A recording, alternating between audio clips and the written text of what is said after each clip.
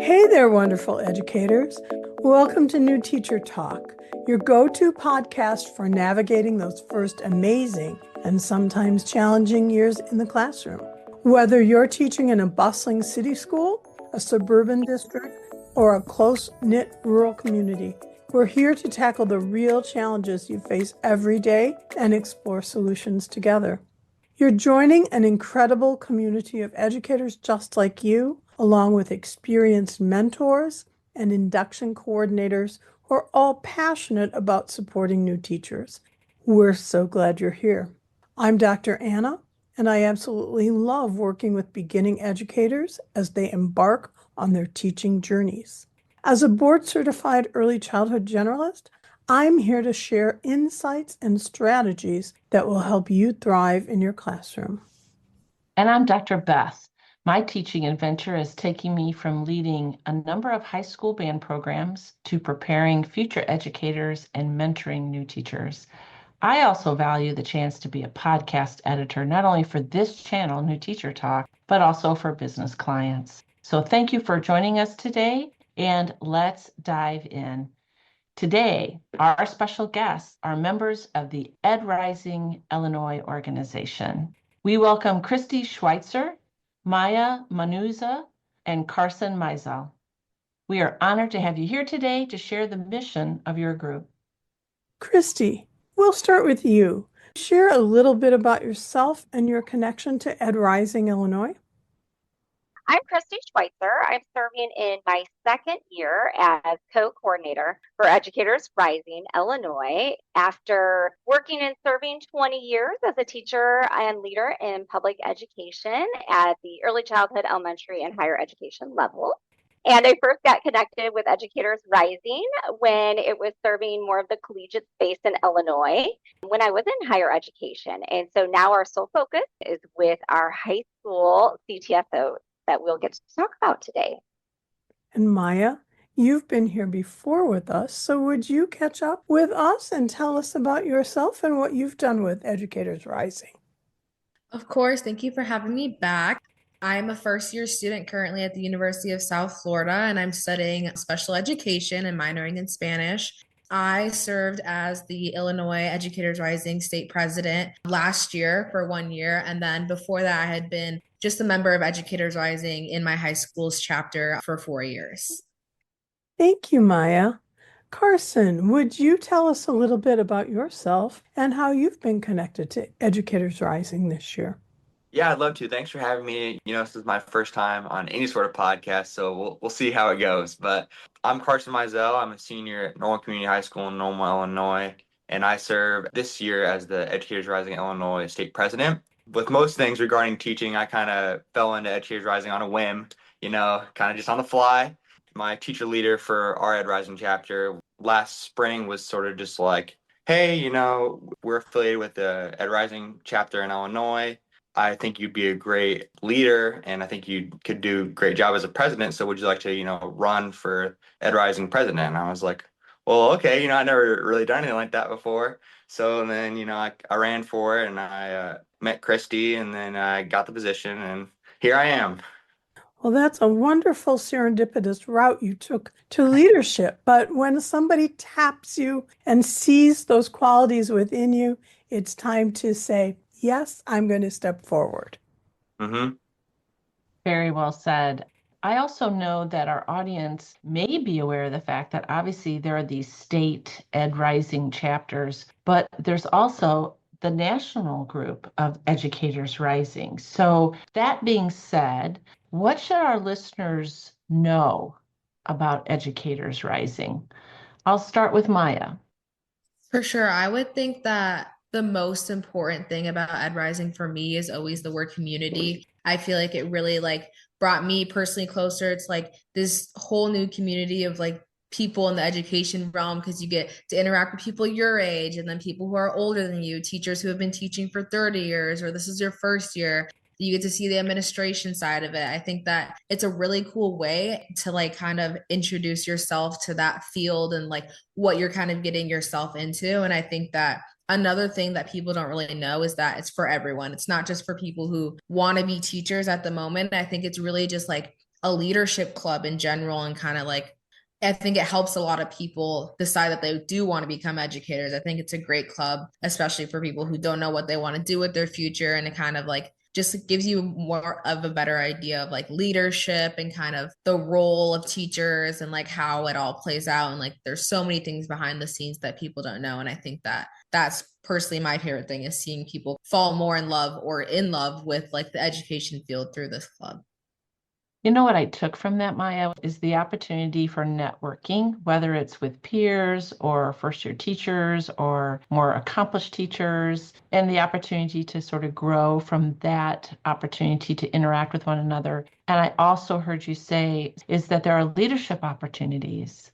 You know, we're always looking for chances to have individuals step up, lead, impact other people. So very, very powerful. Thank you for your response.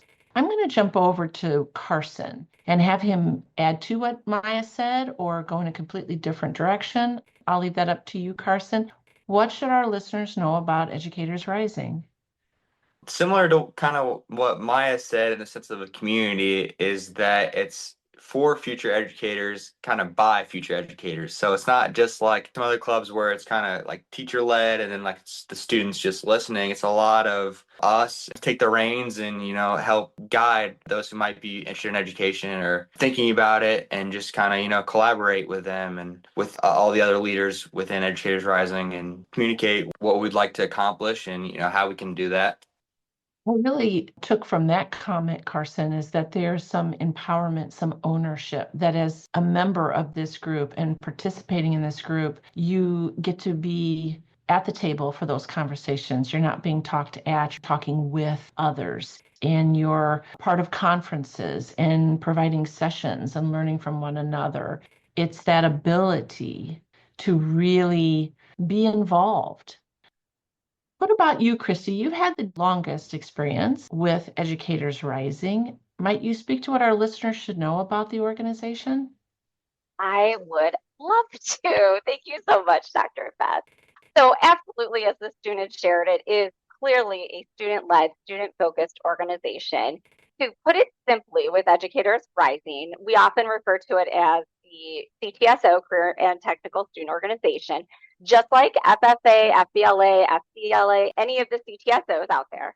It is specifically for our future leaders, which all students have that opportunity to be, but also for those that are really considering education profession. And so the importance of that is that it also is absolutely an essential component to diversifying our educator pipeline, which is absolutely needed and important. And the way that we're able to do this is by providing these experiences that you just heard about from our students to all students, despite what interests they may be getting pushed to do or encouraged to do from friends or family. And so this is giving them that opportunity in that safe and common space. And I think this final statistic really says it best, in that students who participate in Educators Rising are 400% more likely to enter the teaching field after high school. And that really says everything. So as we struggle to fill our educator vacancies, we look at very simple and beautiful solutions like Educators Rising, which truly fits into any grow your own program. And really is there to elevate, support, and help these future educators really thrive in that space. That is impressive. 400%. That number speaks volumes. So kudos to Educators Rising. And it's because of individuals like Maya and Carson and your leadership, Christy, that is really making a difference. And people are seeing a pathway for themselves. They feel supported. Once they leave the high school programs, they matriculate to college organizations that are affiliated with EdRising. And of course, after they graduate with their degree, this is a wonderful professional group to be part of and to begin that journey of professional learning and becoming an accomplished teacher. One of the things that is so helpful about being part of an Educators Rising club is that often you have experiences that you can go out and participate in classrooms, do some job shadowing, work with students.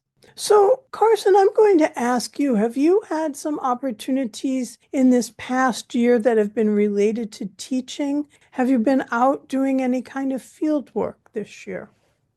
So for the past 2 years in our school's education pathway program, you can start as early as a freshman in terms of really just like the coursework of, understanding what would it be like to pursue education and kind of just like some child development type ideas. Sophomore year and junior year, you have the option to take what's called EYC, Educating Young Children. And with Normal Communities High School, we have a small preschool. If you're in EYC, you would go and kind of do some teaching with some preschoolers or just like some simple stuff, like blocks and alphabets and colors and shapes and all that stuff. And then your junior or senior year, you can take the level one program, which is what I took my junior year, which is the dual credit course offered through our local community college, which is called Intro to Education, which is where you really start going into classrooms and going into speech path and going into, LBS 1 type stuff, where you would be in classrooms with children with a cooperating teacher leader and job shadowing or just kind of getting your feet wet and seeing what it would be like. And then senior year in the level 2 program, which is really where it's a student teaching, where you're creating lesson plans, you're coming up with the ideas for the students, you are really grasping the concept and showing that you are interested and that you will pursue education and that you are, something you care about and you really are in the sense of a teacher in quotation marks. And I love that you've had that experience of not just delivering another teacher's plan, but having those chances to really get to know the students that you're working with and designing lessons that are specific for them. And you get those opportunities to design and then actually deliver the lesson. So you get to see, where did I make good choices? What are some spaces that I maybe need to think about a little bit more? And it's that idea too. You talked about you plan to be a special education major, but you've had opportunity to see a variety of special education settings, which will really help you make a decision about what you might like to specialize in. So much of that has already happened for you. So when you get to college, you're not going to be wondering, well, what do I want? What do I need to look at? Yeah, 100%. Yeah, teaching, I love about it. One of the many things I love about it is the fact that you can never be the perfect 100% teacher that can do everything 100% right all the times because we're working with humans, young humans, whose minds are changing and are adapting. And the more experience you get, sure, the easier it might be and less convoluted and you might have more experience, but it's never going to be perfect. And there's not always a right answer because every student's mind is different, every student's needs are different. For me, luckily, being in that scenario where I have had more experience, I'll have a leg up on some of my peers in college. You absolutely will. Maya, what have been your experiences over this past year? Have you had any chances to be in the classroom? Yeah, so I took an intro to education class the first semester, and in that class, you were required to get 40 observation hours. So I was able to go to an elementary school near me, and I was actually placed with a really great teacher. It was a music teacher. So that was like such a different experience for me. I had no idea what I was getting into whatsoever, but it ended up being the best thing in the world because he would like pull out his guitar and him and the students would all sing together. It was like a total kumbaya moment, like from a movie. It was so cute and I loved every minute of it. And he's actually certified in special education. So it wasn't necessarily that he had special ed classes, but he was able to like kind of show me what an IEP looks like and like tell me like how he sort of manages that in the classroom with kids with different abilities and kind of different attention spans and everything like that. So that was really, really cool for me. And I'm really glad that I got to do my observation hours. And at my college specifically, they do this thing where it's really cool because they make you do observation hours within your first semester if you're an education major, because so many people get so far along in it and then they start their observation hours, they start their in-classroom time kind of really late in their year and they realize that it's not for them. So I think that was a really great opportunity for me because it solidified my decision in my major and like really just made me so excited for the classroom. He showed me how to do lesson plans, and in my class my final project was making a lesson plan, so I kind of got like the behind the scenes, and like it was really cool just to kind of get the full picture of what I'll be doing.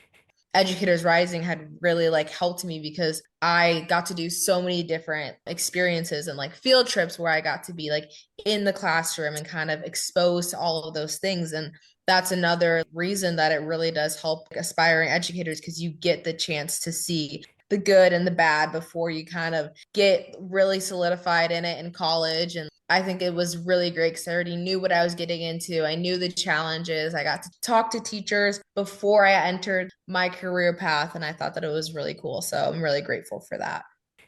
And it sounds like the nice part about your experiences as a high school student in Educators Rising gave you background knowledge that really helped you during your observation hours because you knew what questions to ask.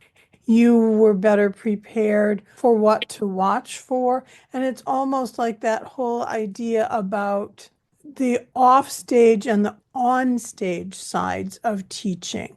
You see the onstage side, but you don't always have that understanding about what had to happen to prepare for that amount of time of doing in the classroom. I have some questions for the panel, specifically about early career teachers and what they're most concerned about and why. Christy, would you take this question first?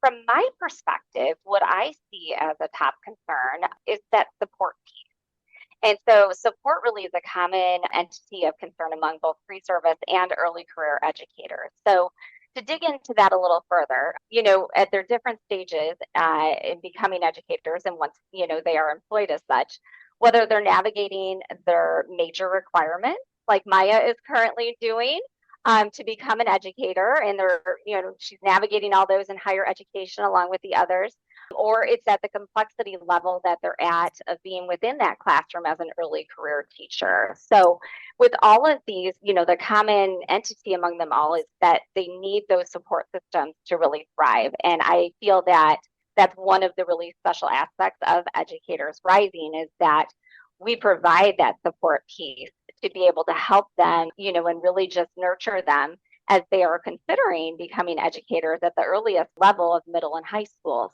In that general kind of sense, I think that support piece and just being able to be allowed the space to really grow, try things on for size is really important for educators at every level. Would you speak to, Christy, some more specific examples of how Educators Rising supports early career educators with this concern?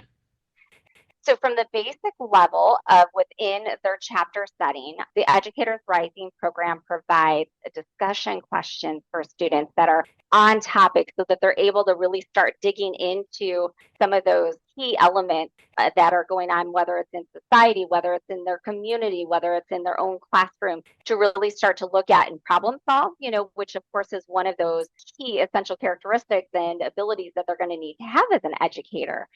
And so whether it's as simple as providing these discussion questions, providing support through their community by creating monthly projects that they can work on with their teacher leader on those service projects, the support of navigating and selecting their major and getting that higher education support, and what does licensure testing look like.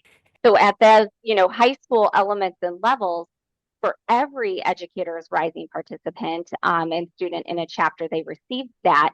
And then above that is what the leadership elements are. And so that one really becomes more specific to what they're offering to do within their classroom setting. And as far as their chapter goes, how they're able to really fly there. And that's often, just very different depending on who their teacher leader is at the high school level.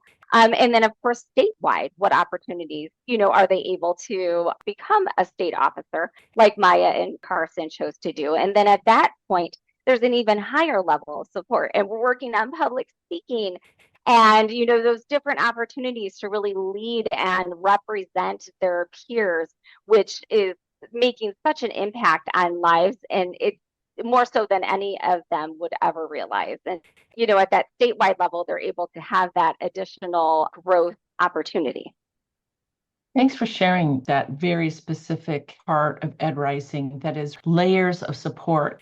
Everything from back in the local chapters where they're having curriculum provided that creates these discussion questions, where problem solving, thinking through the opportunity to be in classrooms, to start to interact with young children and begin to think about that role as an educator, whether that's being a classroom teacher or a school psychologist or a social worker. There's just so much to EdRising. And in our show notes, we will be sure to include links to learn more about EdRising and see what's happening in your particular state. Thank you so much, Christy. Let me ask Maya, what do you see as a big concern for early career teachers and why? I think that it goes along with what Christy said about like finding that support. Once you get into teaching, you want to stay in one place so that you can really build up. The better pay you're going to get, the better benefits. So I think a lot of people, like when they're coming just right out of college, like what I've been talking about with fellow students in my major, is just finding the district that's for you kind of right away so that you kind of don't have to find out that it's not for you and then restart all over somewhere else. I think that's like a really difficult thing, especially in the education field, because it's a lot harder to just move places if you don't like it or if it's not providing you with what you need, because there's a lot of different things that go into it, and it's just so much easier and so much more beneficial for you and for like the students and the whole staff if you just like stay in one place and grow in one place. So I think that that's one thing that a lot of people stress about right after college, because they just want to find their fit and make it their fit. And for me personally, I go to school in Florida, but I want to come back to Illinois to teach. So kind of like those kind of things I have to worry about, like reciprocity and like worry about taking more tests, and because I want to teach in the district that I grew up in, so making sure that I have the requirements for that and kind of communicating back with like the places near me. And because I'm building a lot of connections in Florida, I'm networking here, but I have to start all over in Illinois. So that's one thing, is like finding my district in Illinois while I'm making all these connections in Florida. But I would say that that's one of like the major like things that I hear from kids who are my age, is that really wondering where we want to teach. And I think that that's like a really important thing, because that's where you build your whole life around, is that the school that you're placed at or that you find. So I think that that's one concern that a lot of new teachers have. Maya, what's so interesting is this issue about finding a good fit with the school is really something we've been hearing about, and it's sort of getting a stronger voice. New teachers want to find the school that has that culture and support that really resonates with them. Because as you said, you want to find that good fit so you stay there and grow your professional career. Carson, what about you? You're going to be graduating here. You're going off to an excellent College of Education at Illinois State University. What do you feel early career teachers are concerned about and why? From someone who has a great mentor for my program for education, I've been lucky enough. She's been willing to share with me kind of like some of the stigmas or about, teaching, and like what some people think regarding like payment and, benefits, stuff like that, and just how that can defer people away from education. But she's been willing to share with us like her records of, what she makes yearly, and like how she's raised her salary every year from, getting her master's to, doing some like side things like, being a college professor at a community college, or, doing some tutoring on the side. I've been lucky enough to have a mentor who's been willing to share with me like what people may say about education and why you might not want to pursue it, and backing it up with evidence and facts of that's not always the case. Really appreciate those honest conversations that are taking place, because there are misconceptions about teaching and what it all involves. Sounds like your mentor is making a big difference, not only in your decision making and in your views about becoming a professional educator, but I sense this is happening with other people in your chapter and in your group. That certainly speaks volumes about her mentoring, doesn't it? Yeah, she's the best. That's great. Well, there's always these concerns and challenges, and I think putting them on the table helps our listeners understand that they connect with what this panel is saying, and also encouraging them to reach out, find a mentor, find that good fit in the school, find those layers of support, as all three of you have said. And it is important to be ready to look at the profession from a standpoint, not just what I can give, but what can I do to benefit from becoming an educator? Often we talk about the giving side of being an educator, but we always have to remember that we need to keep our buckets filled so that we can give to others and help facilitate other people's growth. So I'm going to ask one closing question of each of you. And I'm going to start with you, Carson, because this whole idea of being a successful teacher is a little bit farther out for you than it is for Maya or for Christy. So what is the best advice that you would give on becoming a successful teacher? I love this question, and I get it a lot in terms of, what I think is like the most rewarding, or what I think could be the best part about being an educator, or what can you do the best. And I think it's the just as simple as building the relationships you have with those around you and those in your field, like administrators and faculty, and especially the students. You get the most out of just, saying hi to kids and seeing their smiles every single day. And so just coming in every day with putting away anything that might be going on in your life, and just like making a difference in kids' lives just is so much. And it's so rewarding. It's so unbelievably rewarding. And building those authentic relationships go a long way in helping you manage your classroom. It also is a great motivator for students in terms of how much they're going to embrace the learning in their classroom if they really feel valued and that they know that you are there for them, that you truly support them and cheer them on. Mhm. I love the idea of it's not just between, like, my school's from 8:30 to 3:30. So it's just not like the idea of, all right, well, you're only my responsibility between the hours 8:30 to 3:30, but or not saying you have to necessarily, break your back to attend every sports game or stuff like that, but just going the extra effort as an educator or administrator to just really invest in these kids' lives. And just remember stuff like small details. Like in my placement, I remember that one of the kids that I work with loves blueberry pancakes, and he eats them about every other day pretty much, and just asking him like, did you have them today? Like just small stuff like that, and just seeing like the recognition and just the consideration of just small details. And it always goes back to that old chestnut. It doesn't matter how much you know, but what matters is how much you care. And when you show that to students, they buy in. They go ahead and they invest themselves into whatever is going on in the classroom and in you too. Exactly. So, Maya, what would you say is your best advice on becoming a successful educator?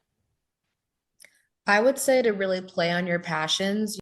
I think that the most important thing for educators in general is just being passionate about your students and what you're teaching and all of that. And that's just like a general passion, but it's really important for you to like bring your personal, like more niche passions into it. Like, what do you like to do? And like, what are your like passions that maybe don't necessarily have anything to do with education?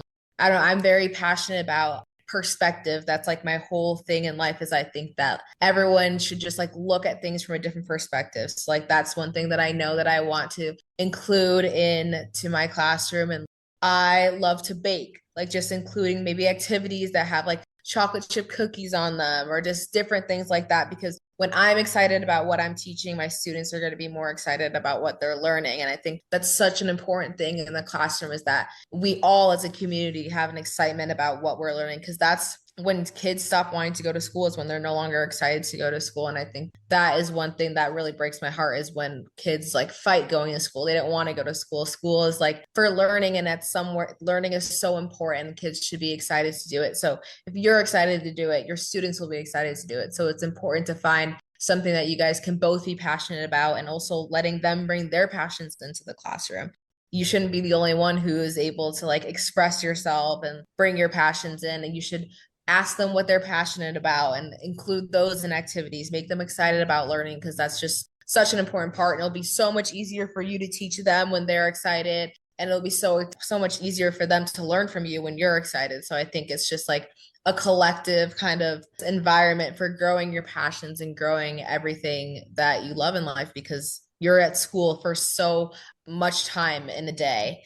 It's really difficult for anything productive to happen if you're just focusing on how unhappy you are at this place and how much you want to go home, because then nobody's going to learn, nobody's going to teach, and nothing's going to get done. So I think that if you're able to incorporate your passions and your students' passions, that everybody can just learn to their best ability. It really is about embracing your own personal little nerdiness and letting students know that, I can really jam on, as you talked about, baking, or you might say, I might be really jamming on stamp collecting. Everybody brings something to the class that can offer a window into who you are as a person. And to have those opportunities to learn about others and say, well, maybe my stamp collecting is a little bit nerdy, but you know what? My classmate, they think that's kind of fun. So they would see me in a different light. And to be able to bring that personalization to students in the classroom is something that I think everybody can embrace and feel that they're really part of the group, that we all have our own little personal inside jokes among us in the classroom. Somebody can say, oh, well, I saw that show that you liked last night. I watched it too. So it's really about sharing ourselves so that others can see us and embrace us too. Christy, you have been in this business the longest of our three panelists. So what have you seen over your time in education as being something important to becoming a successful teacher?